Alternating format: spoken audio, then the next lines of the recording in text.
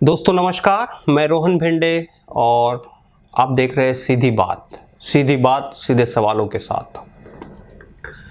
तू इधर उधर की ना बात कर, ये बता काफिला क्यों लुटा। मुझे राहजनों से गिला नहीं, तेरी राहबरी का सवाल है। यह शेर कई दफ़े संसद के प्रांगण में गूंज चुका है। हर सत्ता को सवाल पूछते समय, हर विपक्ष हो, कोई भी हो, कांग्रेस हो, भारतीय जनता पक्ष हो, इसी शेर से क्वेश्चन पूछता है। आज यह समय सारे जो नॉर्मल लोग हैं, जो सिटीजन्स ऑफ इंडियाज़ हैं, उन पर आया है कि वो सवाल पूछा जाए कि आपकी रहबरी किससे है। मैं आज बात करना चाहता हूँ, अभी महामारी के बीच में ही राज्य सरकारों ने बदले हुए श्रम कानूनों के खिलाफ। हम 50 दिनों से लॉकडाउन में हैं और सारे अर्थशास्त्री, जितने भी अर्थशास्त्र के विज्ञान हैं, वो सब यह कह रहे थे कि हम बहुत वर्स्ट कंडीशन में जा रहे हैं। हमारी इकोनॉमी हिट होगी, हमारी एसएमई इंडस्ट्री हिट होगी, एमएसएमई इंडस्ट्री हिट होगी, बड़े उद्योग हिट होंगे। ठीक है, तो सरकारों ने इन चीज़ों को माइंड में तो लिया, लेकिन उसके लिए उन्होंने जब जवाब ढूंढे तो वो जवाब सारे के सारे एंटी सिटीजन थे, एंटी लेबर थे। कैसे? अब सबसे पहले उन्होंने क्या किया, तो श्रम कानून जो है उसको ही बदल दिया। तो आप पूछेंगे उसमें क्या दिक्कत है? उन्होंने श्रम कानून में सुधार नहीं किया है, उन्होंने श्रम कानून बदल दिए। इसका सीधा मतलब यह हुआ कि उन्होंने कुछ चंद जो बड़े लोग हैं, जो बड़े इंडस्ट्री के मालिक हैं, उनको उनके प्रॉफिट के लिए गरीब मजदूरों पर सीधा सीधा वार किया।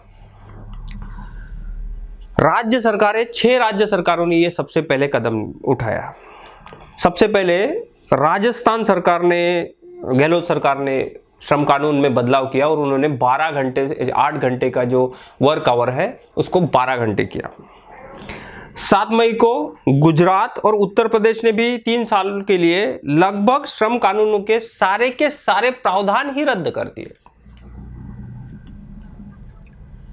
उसके बाद महाराष्ट्र, ओडिशा, गोवा, इन सरकारों ने भी उसी कदम को देखते फॉलो किया और उन्होंने भी वही किया जो बाकी की राज्य सरकारें कर रही थी। अब यूपी में क्या क्या बदलाव किए गए? तो यूपी में जो फैक्ट्री अधिनियम है 1948 का, उसमें जो रजिस्ट्रीकृत सारे कारखाने होते हैं, जो धारा 51, 54, 55, 56 और धारा 59 के तहत कर्मचारियों के लिए जो साप्ताहिक, दैनिक घंटे और अतिकाल, विश्राम आदि के संबंधित विभिन्न जो नियम है, उसको 19 जुलाई 2020 तक के लिए छूट के लिए प्राप्त कर दिए हैं। तो 19 जुलाई से लेके अगले 3 सालों तक उत्तर प्रदेश में कानून के कोई प्रावधान, जो लेबर कानून के कोई प्रावधान जो है वो लागू नहीं होंगे।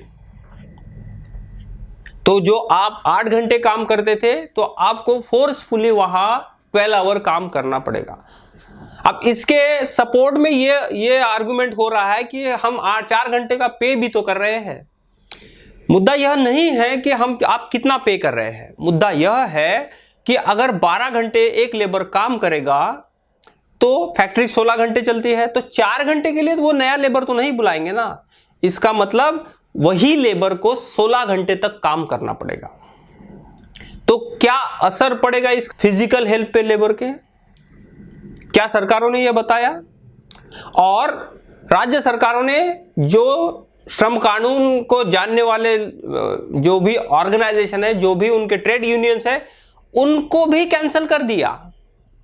मतलब अगले 3 सालों तक जितनी भी ट्रेड ऑर्गेनाइजेशंस है, उनका कोई अस्तित्व ही इन राज्यों में नहीं होगा। वो सिर्फ नामधारी अस्तित्व होगा उनका। उनके लिए कोई भी चीज राज्य सरकारों ने छोड़ी ही नहीं। तो गरीब मजदूरों के हक के लिए लड़ेगा कौन? ये भी तो एक सवाल बनता है ना। अब मध्य प्रदेश में शिवराज सिंह चौहान ने क्या किया, उन्होंने 3 साल के बदले 1000 दिन लिख लिया। तो 1000 दिन लिखने से काम हो जाएगा? हमें बात करना होगा कि रिफॉर्म्स की बात, सरकारें रिफॉर्म्स के बारे में बात करते समय मजदूरों पर क्यों आ गई, मजदूरों के हकों पर क्यों आ गई? क्या रिफॉर्म्स मजदूरों को हक दबाने से होगा? क्या इंडस्ट्रीज के लिए हमारे पास कोई पॉलिसी नहीं है जिस पॉलिसी से हम ये कह रहे हैं? तर्क क्या दिया जा रहा है कि जो चाइना की अभी इंडस्ट्री, जो भारत की या फिर दूसरे देशों की इंडस्ट्री है जो चाइना से निकल के आ रही है, वो हमारे यहाँ पे शिफ्ट होगी, इसीलिए हमने इन कानूनों में बदलाव किया। इसका मतलब क्या कि इनको इस कानूनों में बदलाव के लिए, यानी इंडस्ट्री को इंडिया में बुलाने के लिए हमें बदलाव क्या करने हैं? तो हमें श्रम कानून बदलना है। मजदूरों को कुछ नहीं मिलना चाहिए, तभी जाके इंडस्ट्री का भला होगा। और एक तर्क दिया जा रहा है कि अर्थव्यवस्था जो है, अर्थव्यवस्था इससे पटरी पर आएगी। कैसे आएगी? अर्थव्यवस्था मजदूरों के रिफॉर्म्स के जो लेबर लॉज जो है उसको नीचे लेने के बाद अर्थव्यवस्था कैसे पटरी पर आएगी? क्या यह सवाल नहीं बनता है? यह बताना काम नहीं है सरकार का कि इसके पीछे तर्क क्या है, ये कैसे होगा। और ये ऊपर से सरकारें यह भी कह रही है कि मजदूरों के लिए श्रम कानून नहीं होगा तो भी हम उनके हकों की बात करेंगे। भाई, जब उनके हकों की बात करने के लिए जो कानून है, प्रावधान है, वही आप हटा रहे हैं तो उनके हकों की बात क्यों कर रहे हैं? और ये सरकारें चुन के आई है, ये कोई हिटलर शाही नहीं है, ये कोई नादिर शाही नहीं चल रही है, यहाँ कोई तुगलक नहीं है जो हम पर राज कर रहा है। हम डेमोक्रेसी में है। तो इन डेमोक्रेसी के जो संस्थाएं हैं वो अब बताइए, लेबर लॉ जिन लोगों पर लेबर लॉ लगता है, जो लोग उसके लेबर लॉ के संरक्षण में आते हैं, उनकी तादाद कितनी है? देश की जो जनसंख्या है उसके 50 से 60% लोगों की जनसंख्या है। इतनी जनसंख्या को हिट करने वाले जो भी कायदे कानून का आपने ऑर्डिनेंस लाए हैं, उसके बारे में क्या एक बार भी आपको ध्यान नहीं देना चाहिए कि वो मजदूरों के खिलाफ जा रहे हैं? क्या ये भी सवाल नहीं बनता है? लेकिन सरकारें इस पर ध्यान नहीं दे रही है। आरएसएस, अभी एक खबर आई कि आरएसएस का जो मजदूरों का संगठन है देश स्तर का, उसने उसको ये किया है, अपोज किया है। उससे क्या होगा? यह तो यही बात हुई कि एक दाहिना हाथ एक काम कर रहा है और बाएं हाथ को वो पता नहीं चल रहा है।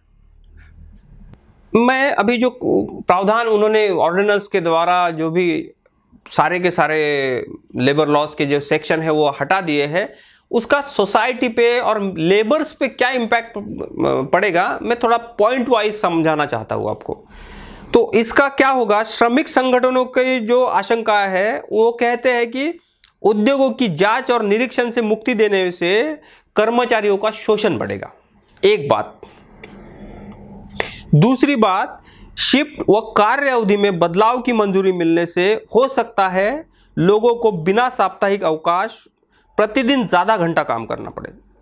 हालांकि इसके लिए ओवर टाइम देने की बात कही गई है, लेकिन मैंने पहले भी बताया आपको कि उस ओवर टाइम का कोई मतलब नहीं हुआ, क्योंकि 16 घंटे की अगर फैक्ट्री चल रही है और 12 घंटे आप एक मजदूर से काम करवाएंगे तो 4 घंटे के लिए आप दूसरा मजदूर नहीं लाएंगे, सीधी बात है ना। लेकिन सरकार ये सवाल का जवाब नहीं देना चाहती है। तीसरा जो मसला है वो आता है कि श्रमिक यूनियनों का मानना है कि उनको मान्यता न मिलने से कर्मचारियों की, अधिकारियों की जो आवाज है वो कमजोर हो जाएगी।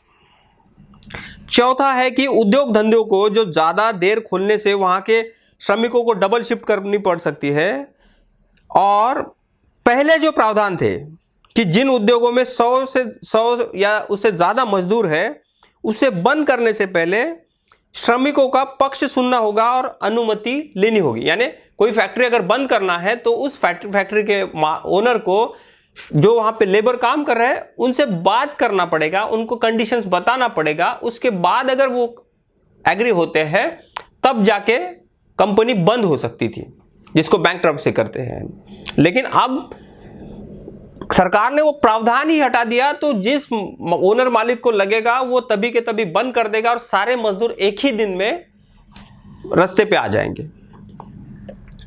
श्रमिक संगठनों की यह भी आशंका है कि मजदूरों के काम करने की परिस्थिति और उनकी सुविधाओं की जो है वो निगरानी खत्म हो जाएगी, क्योंकि इंस्पेक्शन का जो प्रावधान था, यानी इंस्पेक्टर जो है वो हर फैक्ट्री में जाके इंस्पेक्शन कर सकता था, लॉ के बाय रूल वहां जाके वो देख सकता था कि यहाँ क्या क्या सुविधाएं दी जा रही है, हाइजेनिक है नहीं है, वहाँ पे उनका खाना अच्छे से है, उनके लिए टॉयलेट बाथरूम की जो व्यवस्था है वो है कि नहीं है।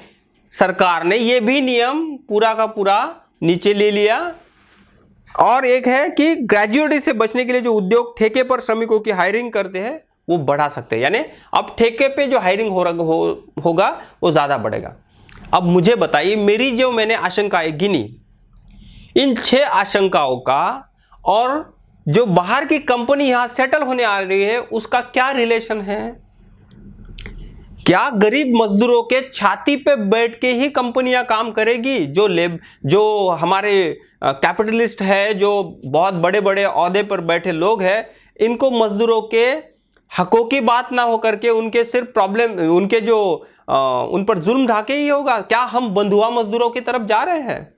कर्नाटक ने बीच में एक किया ही ना, कर्नाटक गवर्नमेंट ने क्या किया था बीच में कि कोई मजदूर हमारे स्टेट से बाहर नहीं जाएगा, उन्होंने ऑर्डिनेंस कर दिया, बाद में पीछे ले लिया, लेकिन वो वही बात हुई ना। और ये राज्य सरकारें तो उससे भी एक कदम आगे बढ़ गई है। तो इसका मतलब हाँ, ये जो सरकारें हैं, अब सरकारें सिर्फ जन विरोधी ही काम करेगी, और वो इसलिए करेगी क्योंकि उनको पता है कि इस सोसाइटी पे इसका कोई असर नहीं पड़ने वाला। उनको पता है जब तक चुनाव का गणित जो मिलने वाले वोट है वहां से होगा, ना कि आपके सरोकार से, ना जन सामान्य के सरोकार से, तब तक यह सरकारें ऐसी ही चीज करती रहेगी। तो देखिए आप, अब यह आज सिर्फ गरीब मजदूर पे नहीं आएगी, तो यह सारे इंडस्ट्री में जो बड़े लोग भी काम कर रहे हैं उन पर भी आएगी। तो देखते हैं सरकार इस पर क्या जवाब देती है। आज के लिए इतना ही, धन्यवाद। Subscribe now and press the bell icon. Never miss an update.